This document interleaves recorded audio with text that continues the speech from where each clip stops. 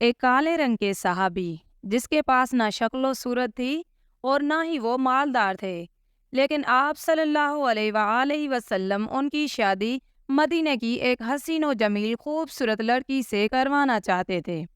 جب آپ صلی اللہ علیہ وآلہ وسلم نے اس صحابی کے لیے اس لڑکی کے گھر والوں کو شادی کا پیغام بھجوایا تو اس لڑکی نے کیا کہا؟ جی ناظرین، یہ خوبصورت واقعہ سننے کے لیے ویڈیو کو آخر تک دیکھیے گا۔ بسم اللہ الرحمن الرحیم۔ السلام علیکم ورحمۃ اللہ وبرکاتہ۔ حضرت جلحبیب رضی اللہ تعالی عنہ ایک انصاری صحابی تھے۔ نہ مالدار تھے، نہ کسی معروف خاندان سے تعلق تھا، صاحب منصب بھی نہ تھے، رشتہ داروں کی تعداد بھی زیادہ نہ تھی، رنگ بھی سانولا تھا، لیکن اللہ کے رسول صلی اللہ علیہ وآلہ وسلم کی محبت سے سرشار تھے۔ بھوک کی حالت میں پھٹے پرانے کپڑے پہنے اللہ کے رسول صلی اللہ علیہ وآلہ وسلم کی خدمت میں حاضر ہوتے، علم سیکھتے اور صحبت سے فیض یاب ہوتے۔ ایک دن اللہ کے رسول صلی اللہ علیہ وآلہ وسلم نے شفقت کی نظر سے دیکھا اور ارشاد فرمایا، جلحبیب تم شادی نہیں کرو گے؟ حضرت جلحبیب رضی اللہ تعالی عنہ نے عرض کیا، اللہ کے رسول، مجھ جیسے آدمی سے بھلا کون شادی کرے گا؟ اللہ کے رسول صلی اللہ علیہ وآلہ وسلم نے پھر فرمایا، جلحبیب تم شادی نہیں کرو گے؟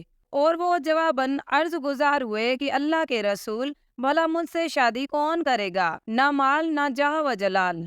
اللہ کے رسول صلی اللہ علیہ وآلہ وسلم نے تیسری مرتبہ بھی ارشاد فرمایا، جلحبیب تم شادی نہیں کرو گے؟ جواب میں انہوں نے پھر وہی کہا، اللہ کے رسول، مجھ سے شادی کون کرے گا؟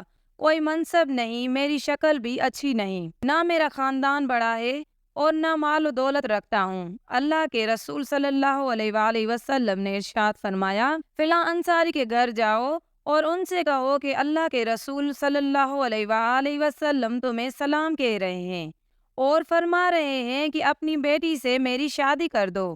حضرت جلحبیب رضی اللہ تعالیٰ عنہ خوشی خوشی اس انصاری کے گھر گئے اور دروازے پر دستک دی۔ گھر والوں نے پوچھا، کون؟ کہا، جلحبیب۔ گھر کا مالک باہر نکل آیا۔ حضرت جلحبیب رضی اللہ تعالیٰ عنہ کھڑے تھے۔ پوچھا، کیا چاہتے ہو؟ کدھر سے آئے ہو؟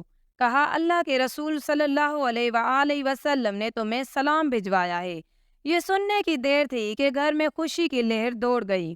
اللہ کے رسول صلی اللہ علیہ وآلہ وسلم نے ہمیں سلام کا پیغام بھجوایا ہے۔ ارے یہ تو بہت ہی خوش بختی کا مقام ہے کہ ہمیں اللہ کے رسول صلی اللہ علیہ وآلہ وسلم نے سلام کہلا بھیجا ہے۔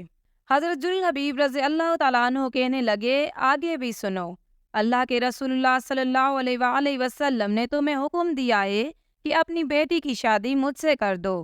صاحب خانہ نے کہا، ذرا انتظار کرو، میں لڑکی کی ماں سے مشورہ کر لوں۔ اندر جا کر لڑکی کی ماں کو پیغام پہنچایا اور مشورہ پوچھا۔ وہ کہنے لگی، نانا، قسم اللہ کی میں اپنی بیٹی کی شادی ایسے کسی شخص سے نہیں کروں گی، نہ خاندان، نہ شہرت، نہ مال و دولت۔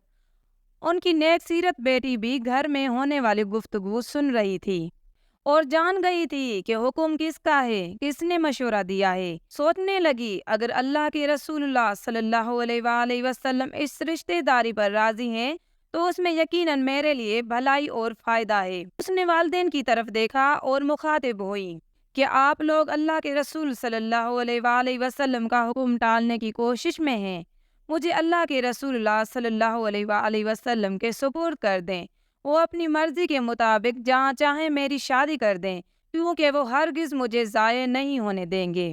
پھر لڑکی نے اللہ تعالیٰ کے اس فرمان کی تلاوت کی، اور دیکھو، کسی مومن مرد اور عورت کو اللہ اور اس کے رسول صلی اللہ علیہ وآلہ وسلم کے فیصلے کے بعد اپنے امور میں کوئی اختیار باقی نہیں رہتا۔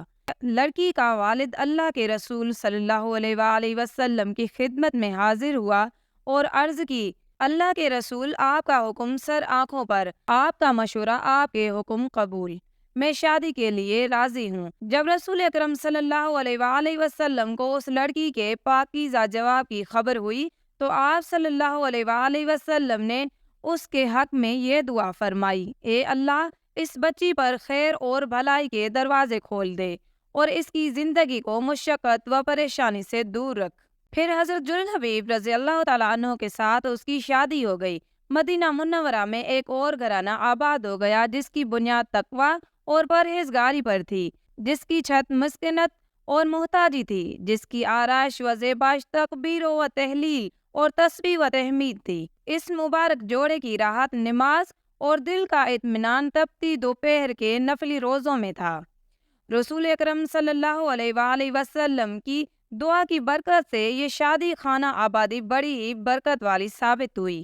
تھوڑے ہی عرصے میں ان کی مالی حالات اس قدر اچھی ہو گئے کہ راوی کا بیان ہے کہ انصاری گھرانوں کی عورتوں میں سب سے خرچیلا گھرانہ اسی لڑکی کا تھا۔ ایک جنگ میں اللہ تعالیٰ نے مسلمانوں کو فتح نصیب فرمائی۔ رسول اکرم صلی اللہ علیہ وآلہ وسلم نے اپنے صحابہ کرام سے دریافت فرمایا، دیکھو تمہارا کوئی ساتھی بچھڑ تو نہیں گیا؟ مطلب یہ تھا کہ کون کون شہید ہو گیا ہے؟ صحابہ نے عرض کیا، ہاں فلاں حضرات موجود نہیں ہیں۔ پھر ارشاد ہوا، کیا تم کسی اور کو گم پاتے ہو؟ صحابہ نے عرض کیا، نہیں۔ آپ صلی اللہ علیہ وآلہ وسلم نے فرمایا، لیکن مجھے جلحبیب نظر نہیں آ رہا، اس کو تلاش کرو۔ چنانچہ ان کو میدان جنگ میں تلاش کیا گیا۔ وہ منظر بڑا عجیب تھا۔ میدان جنگ میں ان کے ارد گرد 7 کافروں کی لاشیں تھیں، گویا وہ ان 7 سے لڑتے رہے اور پھر 7 کو جہنم رسید کر کے شہید ہوئے۔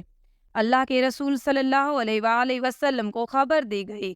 رؤوف الرحیم پیغمبر تشریف لائے، اپنے پیارے ساتھی کی نوش کے پاس کھڑے ہوئے، منظر کو دیکھا، پھر فرمایا، اس نے 7 کافروں کو قتل کیا، پھر دشمنوں نے اسے قتل کر دیا۔ یہ مجھ سے ہیں اور میں اس سے ہوں، یہ مجھ سے ہیں اور میں اس سے ہوں۔ پھر آپ صلی اللہ علیہ وآلہ وسلم نے اپنے پیارے ساتھی کو اپنے ہاتھوں میں اٹھایا، اور شان یہ تھی کہ اکیلے ہی اس کو اٹھایا ہوا تھا، صرف آپ کو دونوں بازوؤں کا سہارا ایسے میسر تھا۔ حضرت جلحبیب رضی اللہ تعالیٰ عنہ کے لیے قبر کھودی گئی، پھر نبی کریم صلی اللہ علیہ وآلہ وسلم نے اپنے دستے مبارک سے انہیں قبر میں رکھا۔ ناظرین، یہ تھی ہماری آج کی ویڈیو، امید کرتی ہوں پسند آئے گی۔ جزاک اللہ۔